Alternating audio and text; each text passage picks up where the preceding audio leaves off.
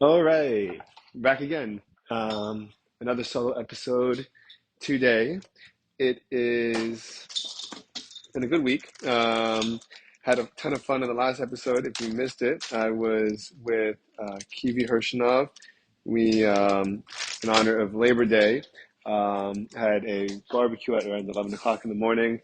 And we thought that we were going to. I thought I've been a huge fan of the hot dog eating contest on July 4th every year um, since probably 2018 or 19.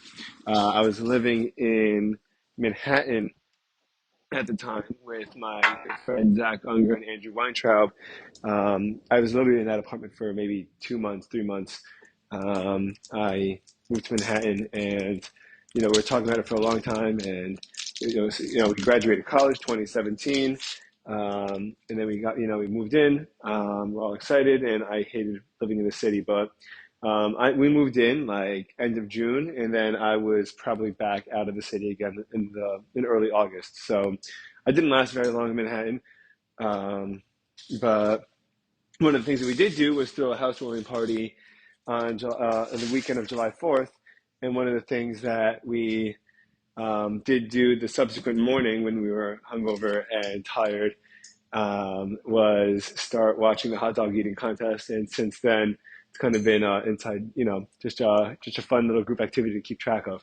And so we had a great time with it. And then, and so it was obviously surprising, good, big news or interesting news that Netflix had managed to snag Joey Chestnut, who's the world champion eater, away from, yeah, away from the July 4th barbecue, July 4th hot dog eating contest for a Netflix Labor Day special, um, which was fun. So anyway, so I thought it was gonna be 12 o'clock. It turns out I was a little silly. Netflix is a West Coast company, Hollywood is West Coast, and it was really 3 o'clock Eastern time where I am, and so I got to Kiwi's house at 11:30, and we realized that we had 4 hours to kill, which we did. Um, We, with the help of our families and kids and Bud Light and tequila and swimming and all that good stuff. So if you haven't, that was our live. So we decided to live stream by the time the show actually started at 3 o'clock Eastern. We were all ready for the kids were all exhausted, and our wives no longer had interest in watching this, or never really had interest, but certainly not waiting 4 hours for it. And so he and I decided to record a live episode, just talking and commentating on this wonderful event. And definitely check it out; it was a lot of fun. So, but since then, yesterday, I had finally started teaching again for the first time um, since last April, I believe. Oh, sorry, end of April. Yeah, because I got to my Airbnb May 2nd or 3rd. I live again in South Florida. The Airbnb was in Orlando, so obviously too far to commute to teach, but it was a ton of fun. But I really did miss teaching, and it's funny because I growing up, and it's really kind of my personality. I'm not a very structured individual. I don't really like too much structure. And I kind of like being able to fly by the seat of my pants, I think is the expression. But, to really be able to just kind of do anything, go anywhere at any time, and always be available for whatever, but not ever have a routine for anything in particular. And, but there was something about, teach, and it's still, it's not anything that I enjoy. I don't really enjoy. Certain people like a routine, and knowing every day they're going to be at one place from one time to the next time, and they're going to be at the next place from one point of time to the next point of time, and it's comforting, and it's it's the way that life works. And I'm not usually one of those people, but I will say that there was a really, really incredible experience of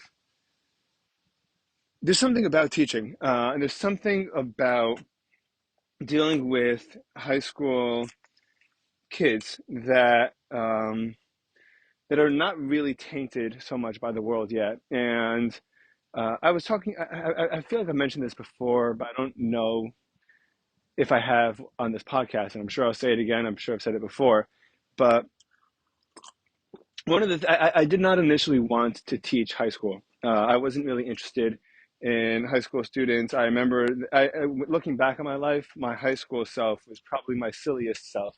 Not in terms of like being a silly person, even though that was the case too, but silliest in terms of least mature, least understanding, didn't understand my place, in the world, didn't understand my relationship to myself, really going through, just a whole lot of uncertainty in a lot of different capacities and a lot of different facets of my life.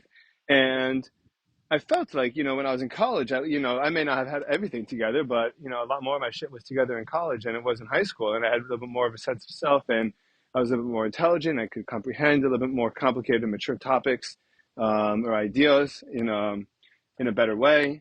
And I just felt that high school students weren't really capable of that. And I wanted to connect with, especially part of the journey of the sharing that I want to do and the helping other people around that I want to do that I care so much about. I wanted to feel like it was something like it would make a difference to someone, not just be not just a high school student.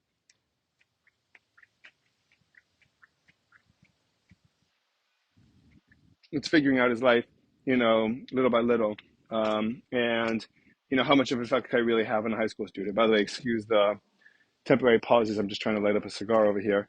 Um, but I like to have a cigar. It gives me something to do with my hands and myself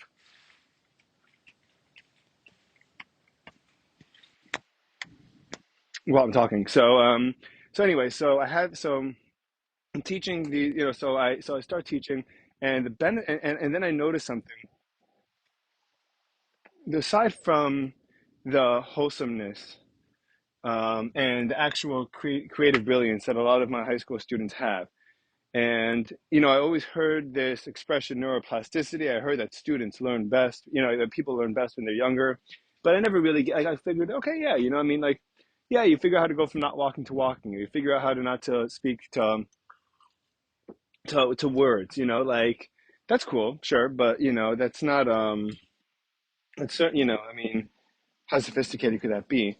And I found myself blown away time and time again by the sophistication and the ability to process how, complicated and emotional and heavier ideas that that I guess either I didn't understand because I wasn't able to kind of translate it into something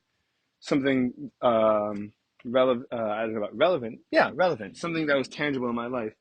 I'm a I'm a the way I learn is vis-a-vis experiences for the most part. I mean, if you tell me directions on how to get from point A to point B, I'd have an incredibly difficult time keeping up with it. But if you showed me how to get from point A to point B, I'd be much more inclined to remember it for a long time.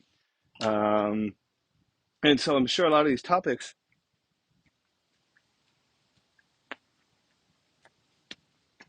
I didn't understand, not because the concept was too difficult for me, but because I didn't experience it in life yet.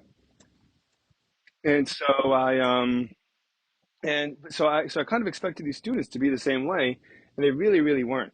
And I mean, certain ones were, of course, and not every topic was within the range of appreciation or comprehension, but I found myself to be shocked. And then that coupled with there's a certain I want to you could really call it freedom because it really is freedom in a really unique and special sense. There's a certain freedom that that we when we're younger experience, when we're not embarrassed to feel our emotions or express our emotions, or be excited and goofy and silly about something, and really be really real about it, because as we get older, we get first of all, we go through the trials and the rejections of life. So I try to be funny, I try to be silly. Someone looks at me and goes, stop that, that's not funny, and I'm like, okay. And then I learned for the future, like, okay, that kind of joke, or that kind of enthusiasm is not acceptable, even though I don't really know the basis on why it was rejected.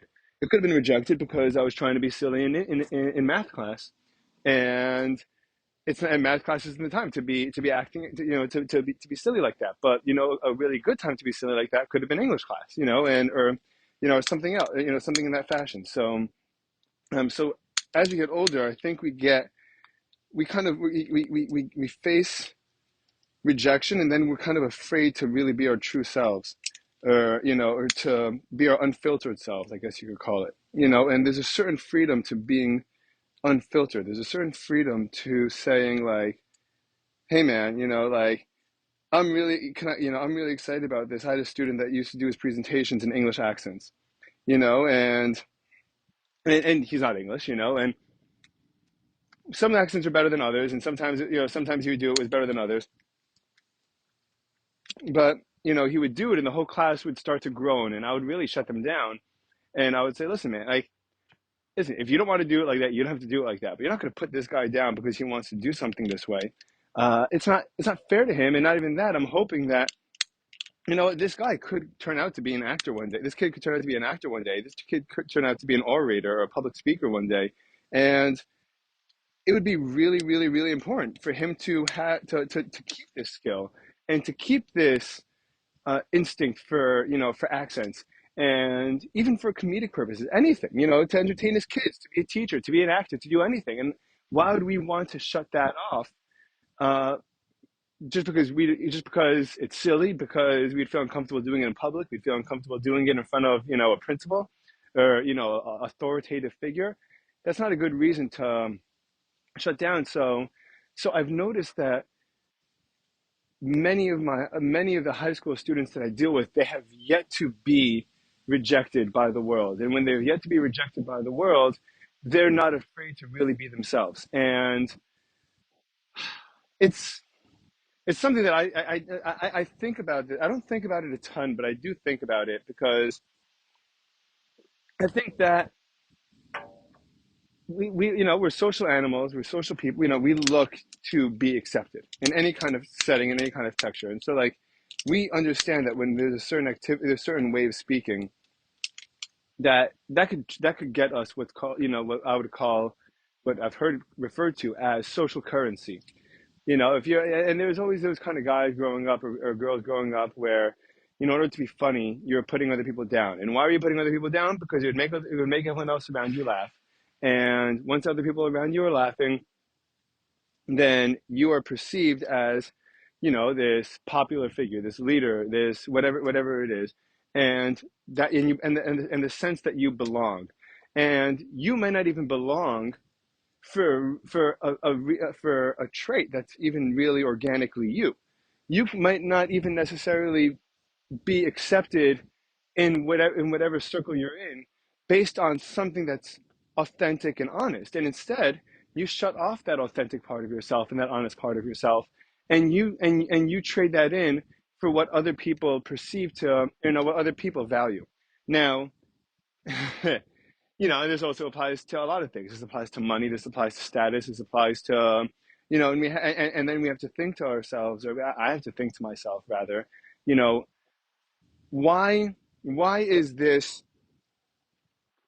What am I accepted for? What am I looked up to for? What am I looked up to as? And are those things authentic to who Ephraim Herschmann is?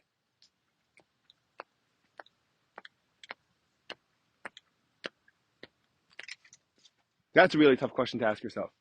And the reason why it's a really tough question to ask yourself is because if you are being accepted for someone, you are being accepted because you're behaving like something that's not yourself, then you're essentially not living a lie. And I do believe I've gone through a lot of ups and downs, even though I'm only 28. I really, really believe I know myself very well. I've never been less happy than when I've been accepted for behaving in ways that are not like myself. I do get that immediate thrill. Of course, I do. Everyone gets it. This immediate thrill of being accepted, the immediate high of, wow, I'm cool. I'm a leader of a pack. People look up to me. People want to hang out with me. Um, all these wonderful things. And then I get imposter syndrome. I get imposter syndrome because I'm like, but this isn't even who I am. This isn't what I'm not loved. Like I tell people, okay, for years actually until I started teaching really. Um, what do? I do sales and operations. I do business development. I think of like the fanciest way to say that. I try to get people on the phone and get them to buy something, and then I make a commission. I make a percentage of the amount of money that they buy it for. I don't know why that's any more or less look up to than anything else that I'm interested in, or anything else that anyone does, right? I mean, yeah, okay, and sometimes people say, "Wow, you can make good money doing that." So yeah, it could make good money doing that, but what does it have to do? What does it have to do with anything?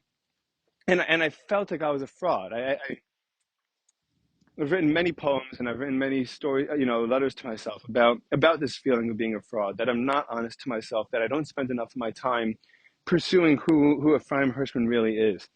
and and inevitably, and that's really actually, while I'm even saying this, I'm only realizing this as the words come out of my mouth, which is another enormous benefit of conversation. Is whenever I go through ups and downs like everyone does. I go through life. I go through parts of life, feeling great, parts of my day feeling great, parts of my day feeling terrible. The times that I feel the worst are the times where I do not feel like I am being authentic. Now, I used to mix the words up, the concepts of my head. I used to think, until now actually, that it was whenever I wasn't being productive. But productive has a lot of definitions. And I can be productive in many ways. I can be productive at making money, but if I don't really value being, I value being responsible. I value being a father. I value being a husband. I value having a home over my head. I value being able to support local businesses that I love, and I value being able to be able to experience the world around me. And so, to a certain extent, of course, sales and business and operations are authentic and productive. But no, but it's through a broker, through a middleman. This business allows me.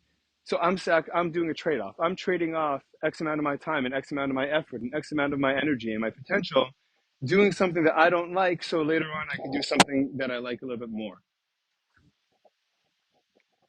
And people live their whole lives like this. People live their whole lives looking to save up money, from one job, and make enough money that they could retire and go somewhere. They can make enough money and they could get a job that they like more, pursue a passion, or travel the world. But a lot of times, people, well, they won't. I'm extremely fortunate in the sense that I can have a daily balance where I teach daily, or I'll write daily, or I'll play guitar daily, or I'll be creative daily, or I'll exercise or spend time with friends, almost on a daily basis, and I'm community oriented on a daily basis.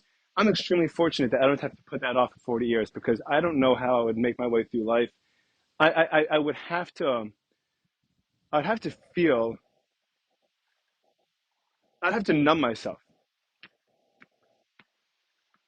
I'd have to numb myself until it became acceptable. And the dangers of numbing yourself until that becomes acceptable is that if you keep on numbing yourself, you keep on anesthetizing yourself. It's a tough word. Um, then you eventually stop feeling altogether, potentially, and that's not a risk that I can take, that I can live with. It's not. Um, and so I don't. It's not that I feel bad when I'm not productive. I feel bad when I'm not true to myself. And it could just be that's the way I am, and just who I am, and I'm an emotional, feeling person. I'm certainly not I definitely do not embody all the stereotypical male traits um, that come with being a Western American, um, 28-year-old male, father figure. I am goofier. I'm more emotional. I'm more outspoken. I'm more vulnerable in many ways, and I'm not knocking anyone that isn't. I just want, but I think that it's important to talk about that so that a lot of times people know people feel these concepts, but until they hear them, they don't actually know that that exists and that's what they're feeling. And I think that it's really important to make this point um, more. I think to spread awareness of this point, to spread awareness of the fact that that you don't have that we haven't that we hopefully usually majority of us have enough time in the day, even if it's a couple of minutes a day, to dedicate to really feeding who our true selves are and really feeding who we are, and developing it and working on it, and and exercising, and most important things in life are like a muscle, from what I've learned and heard and figured. Creativity is a muscle. If you don't practice expressing yourself, then you lose it. And the more you practice expressing yourself, the better you get at it. And associations are a muscle, and exercise is a muscle, and ability to remain focused and listen to people is a muscle. And and if you're not naturally a good listener, then you can work at it and develop tactics and tricks to become a better listener. And all these, and then being in touch with who you are and what it is that your goal and mission is, that's a must in life is, and what your purpose is, that's a muscle too. It's a muscle because it's always developing. Its application is always changing. You're always learning new things about yourself. You're always going through new things yourself. So you're becoming inherently a different person than you were prior to your other experiences. And now this new embodiment of who you are, um, the way that you are yourself has to change a little bit, and has to be tweaked a little bit. But and if you never spend any point in your life practicing that, then or exercising that, or working out that muscle of recognizing who you are, not what your occupation is, but who you are as a human being, what your goal is, what your purpose is. I mean, there was I just listened to an episode with Andrew Huberman on, I think it was a CEO of a diary of a the diary of a CEO. I mean, I don't remember exactly what it was. It was a long one, and one of the questions he asked Huberman was, what's your goal, and what's your what's your purpose in life, and what's your purpose in this world? And he stopped and he thought about it a little bit, and he wanted to make sure he wasn't being too wordy, but he ultimately said, I feel like my purpose is to share knowledge. I have, I have a gift, or he didn't say this verbatim. I have a gift for understanding complicated ideas, but that or new ideas that make life easier or better that we wouldn't necessarily know how to implement. And I have a gift for making that digestible information and sharing it and helping other people live a better life. And so essentially what he's saying is my purpose in my life is to share. I have tools that I was born with, that I've worked on, that have been provided, that I've sharpened over the years, and those tools combined with my natural sense, my natural enthusiasm for sharing, for helping, for contributing, to feel like you're adding Lego pieces to the giant structure, or building blocks to the structure of what the world is, and to try and make it better than what it was yesterday. That's who he is, and but you have to, but not most people. You could be a scientist, and you could even be a teacher, and not even realize that that's your purpose in your life. That's your purpose, and that's the meaning in your life, and you may not even recognize that, and that's why a lot of teachers might not be as good of a teacher as they could be. And that's why a lot of teachers kind of fall short, because I think that when someone's being really true to themselves and being honest, you can tell. And it doesn't make a difference whether the person is, it doesn't have to be a humanities field. you can tell when an engineer genuinely loves to be an engineer, and you can tell when a scientist loves to be a scientist. And the way they live, and the way they speak, and the way they could talk about it, and how long they can engage with it, and they feel like they are the consciousness to a mechanism, and they're manipulating and reconstructing and building and taking apart all these mechanisms, but by sheer force of their own unique, understanding and love for that particular industry or notion. And you see it, and you want to be like that. And not and it could be confusing, actually, because you might think, well, that person is such a good teacher, maybe I should be a teacher. That person's such a good scientist, and you could tell that he just breathes it and loves it and lives it. Maybe I should be a scientist or an engineer or doctor. And the problem is that they're not you, so it's going to take more work than that, more soul searching than that. But the people that do that are an immediate source of inspiration in life to the world around them, and I think that's what the world needs. I think that's what society needs. And I actually think that that's the huge benefit. I mean, it's an enormous benefit of the democratization of media, that anyone can post anything, and anyone can start a podcast, and anyone could become an influencer, and anyone could build a YouTube page. And if they're and obviously, through a combination of discipline, hard work, enthusiasm, presentation, you can make it. But very few people are able to put in the discipline or maintain that discipline for the amount of time that it takes to be successful. So you weed out a lot of the people.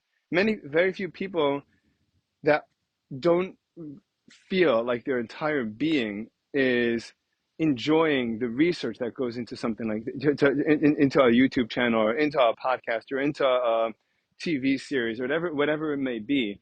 Even in, especially not to belittle, especially an Instagram page, where you have millions and millions of consumers that are looking to you as an authority, that people live their lives according to what you're doing.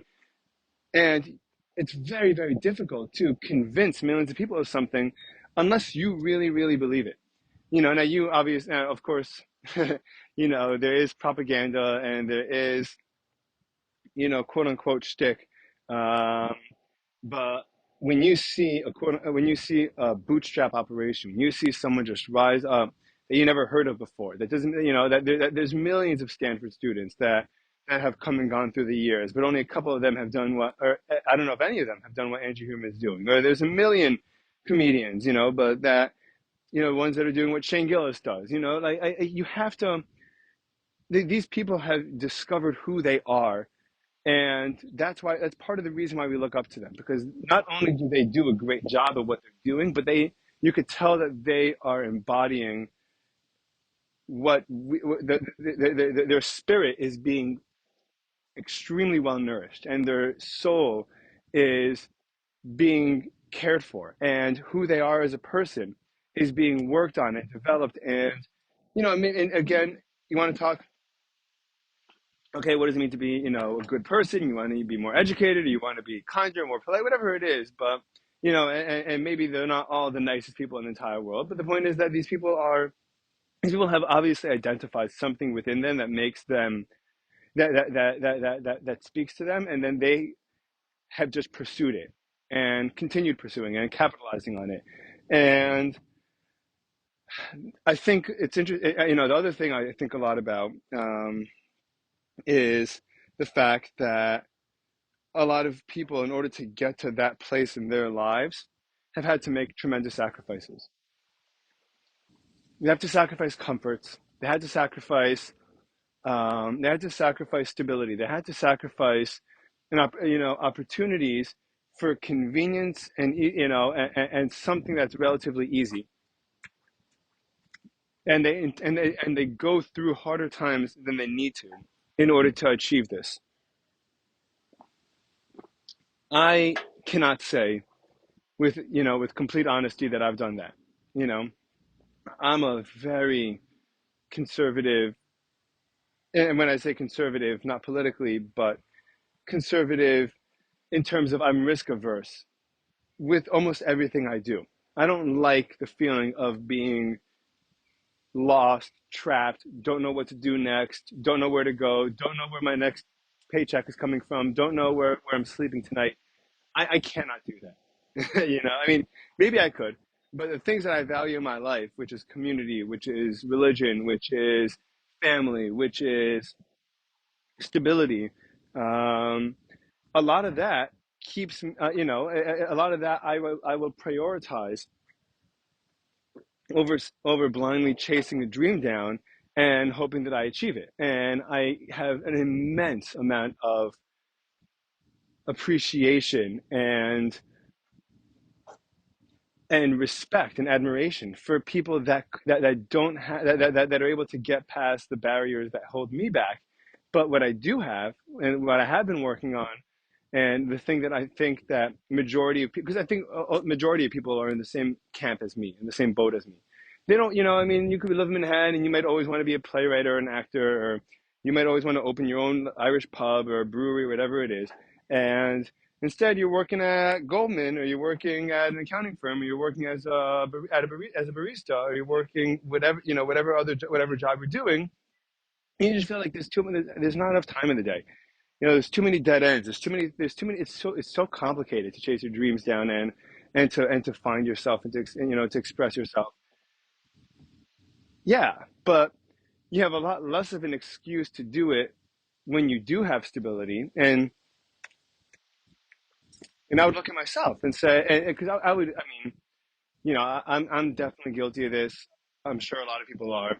I give way better advice than I follow, and I don't always give advice that I necessarily implement in my own life. I tried not to do that. I used to do this a lot more than I do now, but there are still times where I catch myself where I catch myself giving my friend advice on a conversation or a scenario, and then the same thing coming up for me, later on, and me not doing the same thing, you know. But I really tried not to. So again, in terms of myself, I'm 25 years old, and I got back from living in Seattle, and I'd broken up with a girlfriend that I was with for 9 months. I thought I was gonna marry her at the time. Had a ticket to fly across the country to meet her mom, ask her mom permission to marry her, and we break up. And COVID, it's the middle of COVID. I move home. I am now. I went from living by myself with my three very close friends across the country, working remote with a girlfriend, to working living with my parents, single, um, back in my parents' house, and I just felt absolutely. I felt like the biggest loser in the entire world, and I remember and I was really down on myself, and it's funny because I'm sure I'm going to talk about this many, many times throughout the years while this podcast goes on. But there's something to me there's something about driving to me that is an incredible either escape or experience. Something about getting in the car and just heading somewhere and just getting in the car and flooring it on the highway.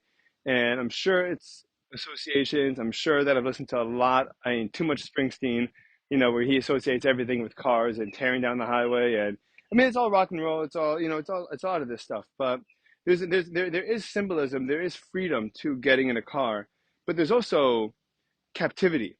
And there's also using that freedom as an escape from life. And it's very easy for one to kind of get lost in the other. So at this point, when I was back home, I used to do a lot of road trips. I used to travel a lot. I used to travel a lot for business. I would opt to do it, by my own choice, because we could have either paid a shipping company or I could have done it myself. And so a lot of times, if a customer was in DC, if I was based in New York, if a customer was in DC or really anywhere east of, I would say, Colorado, I would, and probably north of Alabama. Alabama, I would drive, and I would drive across, and I would drive, from place to place, and I would spend a couple of days in these cities, and I would try, and I would go with the spirit of adventure, and I go with the spirit of seeing what's new out there, and hitting the road, and nothing in this world is going to keep me chained down, and I'm living life, and I'm loving it. And then while I was home, and while I was at this low point, I decided to take a road trip down to Florida by myself. And there's something about the second that I got in the car, even the second I decided to do the trip, there was something inside me that knew that this experience was not going to be the same experience. I couldn't tell what it was. It was not tangible to me yet, but there was something about I didn't know what it was. And I start driving, and I'm driving that through Virginia, and I pass into North Carolina. And as I get to South Carolina and Florida, and like there's a feeling inside of me that I get all the time. I'm sure other people get it too. But if I have a negative emotion and I don't acknowledge it, at least I don't have to resolve it. But if I don't acknowledge it, at least, then it starts to make itself more known. If you're not going to acknowledge me, I'm going to make sure that I'm acknowledged, is what this negative feeling would say. And I have this dread building up inside of me while I'm driving down the highway, and I'm heading down 95, and I'm pushing myself. I'm driving 14, 15, 17, 18 hours straight,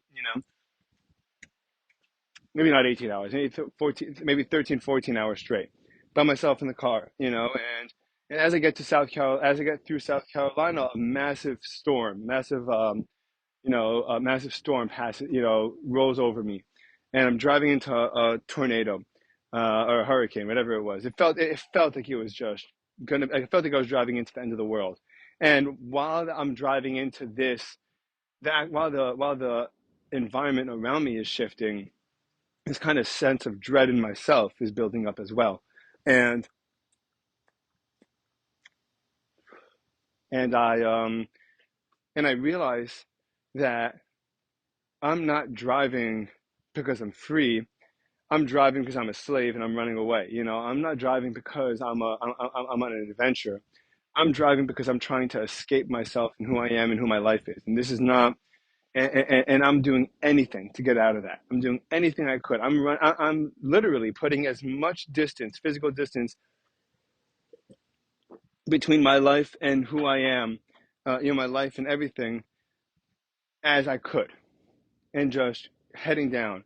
And it was such a, I don't think I cried. I don't think that it was, because when these thoughts happen in your head, these experiences happen in your head, they resonate more as an idea. And then the truth is that even talking about it, or me saying it at the time, or me, describing it to a friend, if I was calling anyone and I said, this is what it is, I probably would have broken down. And it probably would have been healthier, actually. It's a good thing. But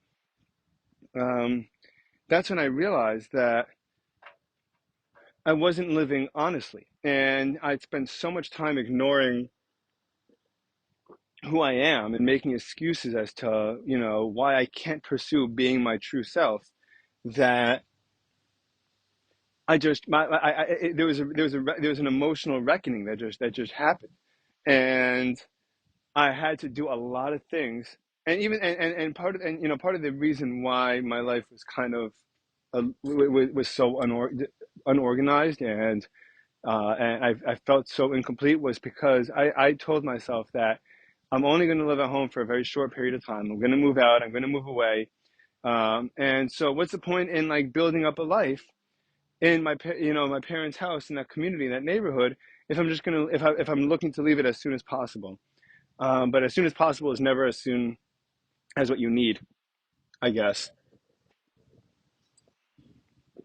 And, and I'd realized that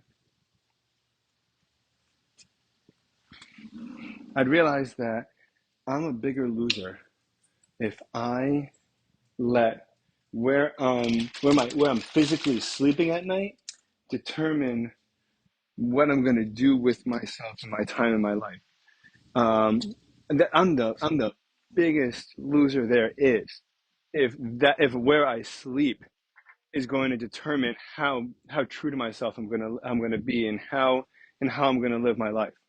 And I got home and I signed up right away for guitar classes. And I never, and I learned. I played guitar a little bit.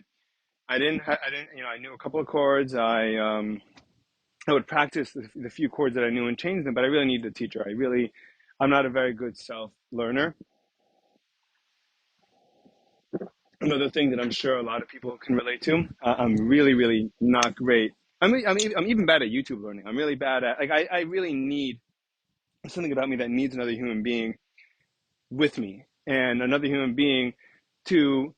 I'm a very emotional person. I get energized by connections, by relationships with, I'm a very, very people oriented person. And so I learn a, a, a lot based on feedback, and I process based on feedback. So I will say, so I'm playing, if I'm playing guitar and I'm on YouTube. First of all, I don't have a musical ear, so I can't tell whether the C chord I'm playing is going to be the same as the guy, what the guy's doing on YouTube, and the C note that he's hitting is going to be the same. But I could tell if I have a teacher, what his reaction is to me doing something or me hitting something, and I'm reading the person next to me almost as much as I'm listening to him or her.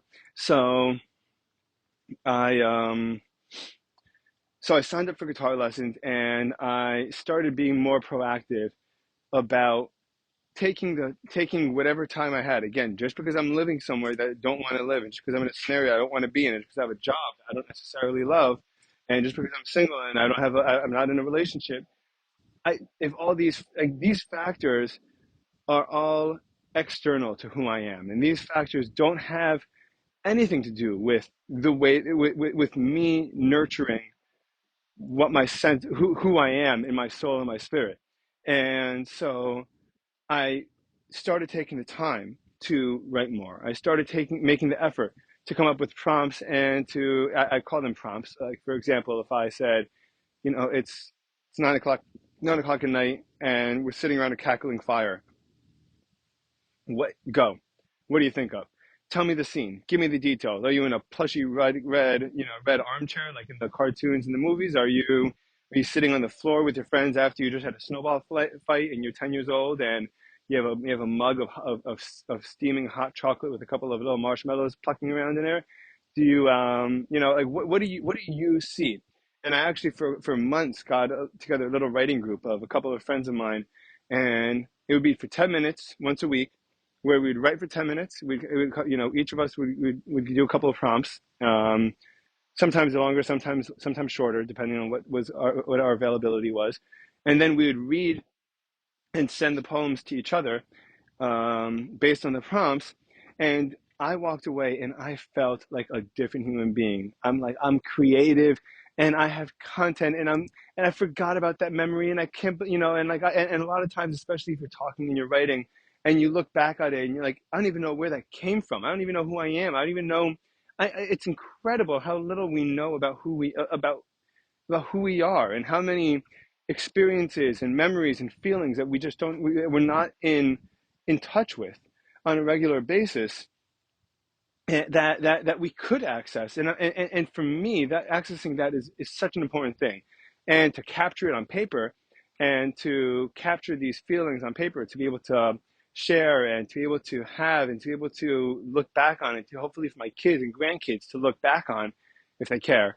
And I hope they do, because the things I try to talk about are not necessarily things that have to do with the time that I'm living in, but these are human conditions that hopefully will still be relevant in 50 years, 100 years, 500 years, but um and then this, and then this podcast. And again, and I started off very enthusiastic, and I still am extremely enthusiastic, but I can see how, if you don't love it and you are not all in, how a podcast could just die, within 6 months, and how any kind of venture just fades off. It is so hard.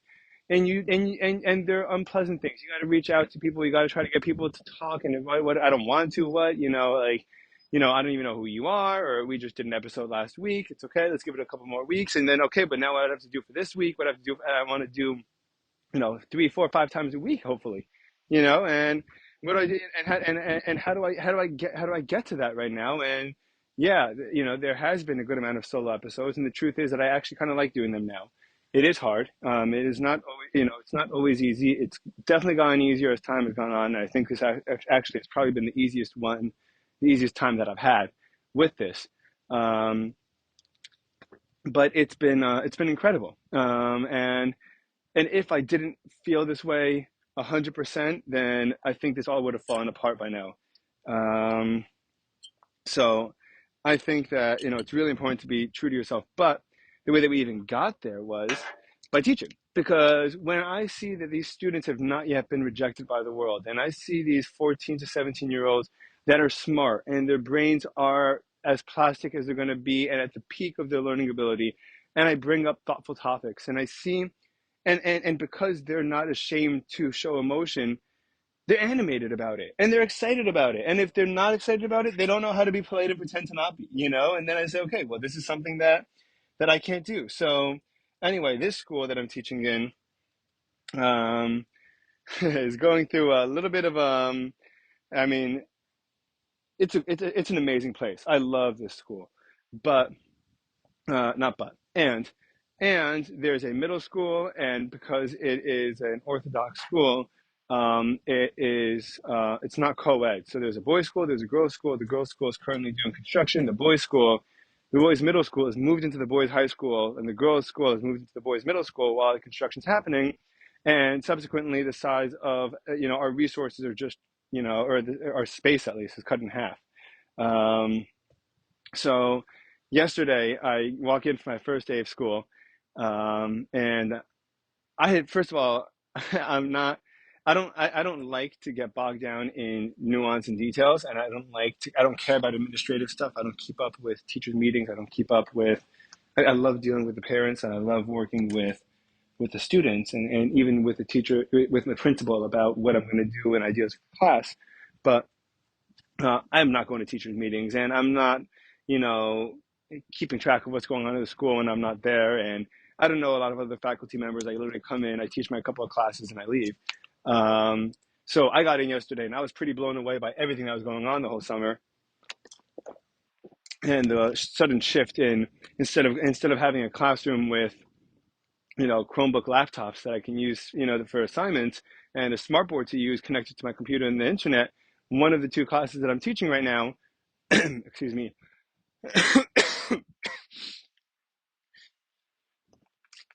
is in a library, and and it's a library that, as far as the principal showed me where the room was, and he's like, we don't know where the outlets are yet, so there's no outlets, and you have to go to the teacher's room to get Chromebooks and ask one of these teachers permission because students have been breaking into the students have been borrowing them and losing them, and they end up all over the place. So we just keep them in the teacher's room from now on. So you have to go there if you want to get that. And there's no board, there's no smart board, no computer, no chalkboard. So I'm sitting down, and I have 14, I think 11 or 12 students in this class, and I'm like, I don't even know what I'm going to do, but this is going to be awesome. It's such an incredible, and I was thinking about it, and I was talking to the students, and I was saying, this is our opportunity to experiment with a new type of learning. This is going to be interactive learning. This is going to be a proactive learning. This is going to be the type of learning where we're going to be having conversations, and we're going to be mature, and we're going to learn how to listen to one another, and we're going to learn how to give someone else attention when it's there, when they're speaking, and then express our thoughts and our responses, and we could have debates in here, and we could really, really do great things in here. It's going to take a lot of, I'm going to have to really work my creative juices as far as they can probably go. And this construction is going to happen, I think, for the next 2 years. And I'm sure within those 2 years, I'm sure I'll get other resources as a teacher. But for now, I'm very excited about what this experiment is going to be like. Host debates, between students, and and have students write plays or scripts that they could act out in the class in this library room. And there's just so much potential for to be able to give these kids an experience. And we know, especially again based, and I mentioned it a dozen times, in throughout my podcast, but Jonathan Haidt,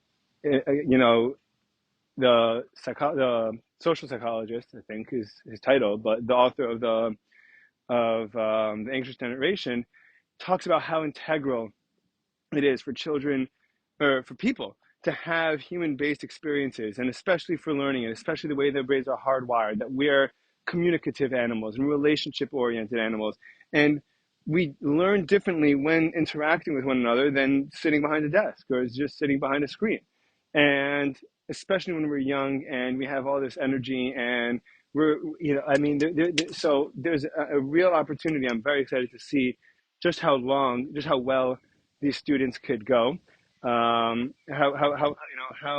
what kind of great ideas we come up with, and how much they learn, and how mature they get, and how articulate they get, uh, and doing this gives me a sincere, authentic hope for the future.